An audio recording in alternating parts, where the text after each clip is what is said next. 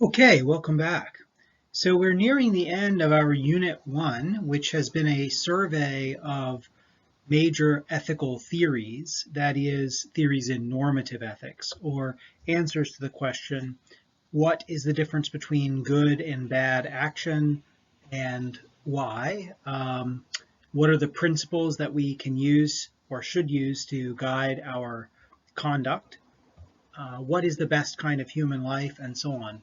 These general questions about the difference between ethical good and bad are the main subject matter of normative ethical theories, and that's what we've studied so far.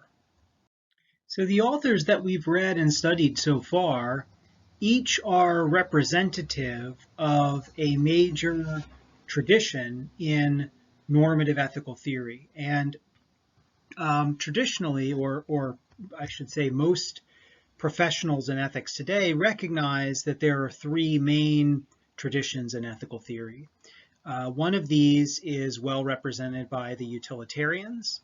One of these is well represented by Immanuel Kant, and one of these is well represented by Aristotle, and possibly by Confucius, and even by Nell Noddings, though it's often thought that both Confucianism and care ethics are alternatives to these three main traditions. So it's not that these three main traditions are the only ones. Arguably, there are other general answers to the normative ethical questions about what we should do and what the difference between good and bad is. There are other general answers, other general theories and general traditions of answer to these questions. But we've just studied the main three, or we focused on the main three, I should say. One way to review the similarities and differences between these theories at a glance, so to speak, or just as an overview or review, is to look at the different way that they answer two major questions in normative ethical theory. So one is this question that I've put in the first row here. What is morality about? And another way of putting this is when we want to find out whether or not some action or situation is morally good or morally bad, when we want to find out whether it's ethically good or ethically bad. For our purposes, we're using moral and ethical to mean the same thing. Okay, so if we want to find out about some situation or some act, whether it's morally good or bad, what should we look at? And here we see that the three main types of theories that we've considered actually look at different things. So the utilitarians look at the consequences of actions. And that's why utilitarianism is sometimes classified as a consequentialist theory, because it says that what morality is ultimately about is consequences. It's what are the results of an action? What are the outcomes?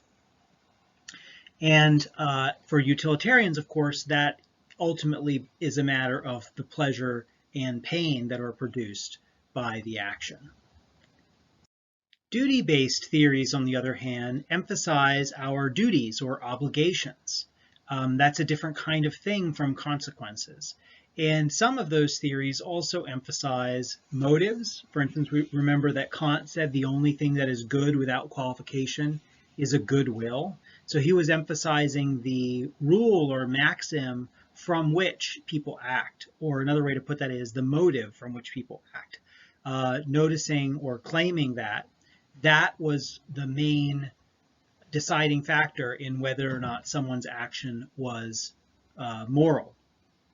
Some duty-based theories or theories in this general category also emphasize rights or justice, or what's sometimes called respect for persons, which is connected with Kant's ends in themselves formulation of the categorical imperative. Remember, Kant had said that we in order to behave morally, we must always treat people as ends in themselves, never as a means only. And another way of putting that is, he says that in order to behave ethically, we have to always respect persons, meaning we have to recognize that there are some kinds of entities in the universe, namely persons or freely deciding beings or rational beings, that have a right to make their own decisions. And so respecting their personhood or respecting persons means respecting those entities' autonomy or those entities' ability to make decisions for themselves rather than us stepping in and making decisions for them, which would be a violation of their rights or their freedom. So these are some of the things that a duty-based morality or duty-based normative ethical theory will point to if someone asks, what is morality about most fundamentally? Where does the difference between good and bad rest most fundamentally? And then finally, Aristotle's view, and again, possibly Confucius's view, belong in this category of virtue ethics. Because, let's start with just looking at Aristotle. Aristotle holds that where morality is most fundamentally is in the character of an individual. It's in the habits of an individual person. So the fundamental question is not are the consequences of this act good or bad, which is the kind of question that utilitarianism would ask, nor for Aristotle is the fundamental question, are the motives of the actor good or bad? That is, the person who is acting, do they have a morally justifiable motive? That's not Aristotle's question either. Aristotle's question is this a good person? Is their overall pattern of behavior that of a good person? And to what extent is their overall pattern of behavior that of a good person? And remember that the virtues were basically, for Aristotle, patterns of behavior. They were the ideal patterns of behavior because they were the ones that were neither too much of some attribute nor too little of some attribute. And another feature that virtue ethics can emphasize is something like the overall goodness of a person's life, which might be captured with a notion like flourishing. And I noted before that you could see virtue ethics as a category that includes Confucius and care ethicists as well. And a reason why you might do that is you might say that Confucius is emphasizing being a particular kind of person and the virtues that such a person would have. So in that sense, his views are very much more similar to Aristotle. He has a similar kind of theory as Aristotle's, in contrast with utilitarianism or Kantianism. Confucius is about encouraging people to become someone who exhibits certain character traits, rather than giving a rule for how decisions should be made, as Kant does, or and also as utilitarians do in a way, but emphasizing consequences of action. So again, you could read Ren or De, those concepts that are sometimes translated as humanity or benevolence in the case of Ren, and virtue in the case of De in the Confucian tradition. You could read those as kind of Confucian virtues. And likewise filial piety and some of the other things that Confucius talks about. Caring you could read as a kind of highest virtue for care ethicists. And if you do that, then again, that would treat care ethics as a kind of virtue ethics. However, as noted before, there are features of these theories that are original and different enough that they might not well be classified as instances of the same category as Aristotle's theory.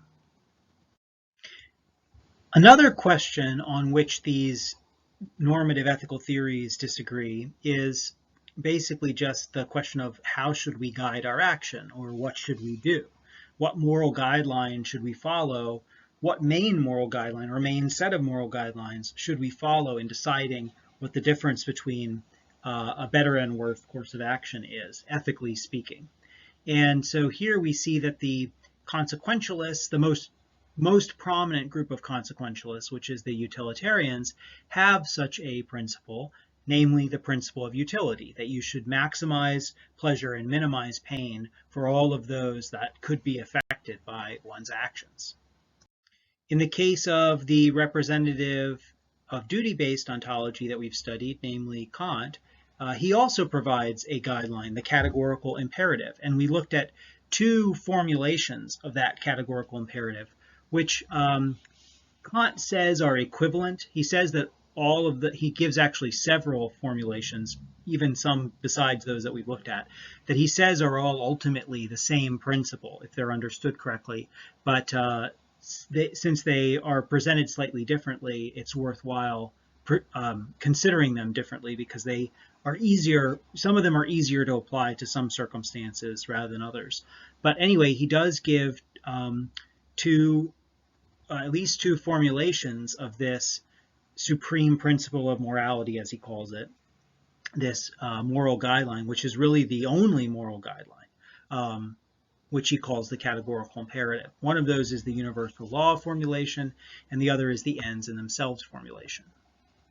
And then finally, Aristotle gives a moral guideline here too, both in his definition of happiness, which gives us a description of the target of our activities, or what should be the target of our activities, that which is the chief good for us, happiness. Aristotle's definition of happiness tells us what that chief good is, according to him. And so since that's the chief good for us, that is the highest good for human beings, that's the thing that, ethically speaking, we should all be aiming for, okay? And if we're in leadership roles, we should be aiming to help everyone else, that is a group or the citizens or our subjects or whatever. We should be aiming to encourage others to achieve this as well. This is the good for human beings, and the idea is that the more human beings you have actualizing or accessing this good, the better, okay? So that component is in Aristotle as well. But his definition of a happy human life is basically a life of the element that has a rational principle excellently conducted, is one of his definitions.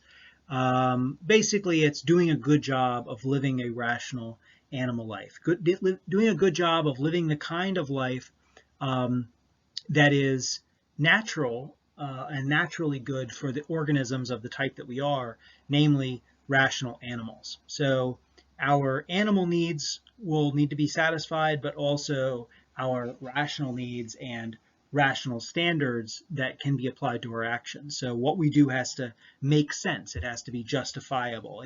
We find out what the reasonable thing is to do by reasoning about it and then living in accordance with what reason teaches us about what the reasonable thing to do is. So that's the basic framework for Aristotle, and he gives another moral guideline to help us identify what that reasonable course of action is, or reasonable patterns of behavior that we should train ourselves to follow, with his idea of virtue as a mean between the extremes, or what's also called the doctrine of the mean. So that was another little moral guideline that he gave about how we find out what the best way to live is, or what it is that we should do. And if you interpret Confucius and care ethics as cases of virtue ethics, then you will notice that they both give slightly different moral guidelines as far as what we should do than Aristotle does. So this is one of the features of differences between different kinds of virtue ethics, is that the virtues that are celebrated and encouraged can sometimes be different from one virtue ethical normative theory to another. And that is sometimes used as an objection against virtue ethical theories, because some people say that the problem with virtue ethical theories is it's not clear what character traits count as virtues. And virtue ethical theories, it's sometimes argued, Aristotle, for instance, people argue this about Aristotle. Aristotle doesn't give a good enough justification as to why he thinks the qualities of character, the character states that he calls virtues, are the right ones to cultivate. And you could make that argument by saying, well, look, Confucius encouraged life of a different kind than Aristotle did, how do we know which one is better, or which one, counts as real virtue? Which one is the one that gives us the best model for how we should live? Virtue ethical theories themselves, it seems, often don't provide enough argument to answer that question, and so that can sometimes be an objection against them. Okay, well, this review lecture is getting a little bit long, so I'm going to stop here. In the next video lecture, I'm going to just very briefly talk through some ideas of contemporary thinkers, that is, people who've written in the past 50, 60 years and have made use of these ideas from the much older figures like Aristotle, the utilitarians Bentham and Mill, and Kant. And hopefully what that will do is give you a sense of how these three ethical traditions live on, and people continue to make innovations within each of these traditions, innovations with those materials. They also continue to make innovations that kind of break the mold of this tripartite division, this division into three types of theories. But I'm just going to look at some examples of innovations that fall fairly squarely into one or another of the three main traditions, and that will give you a sense of how this stuff can still apply today.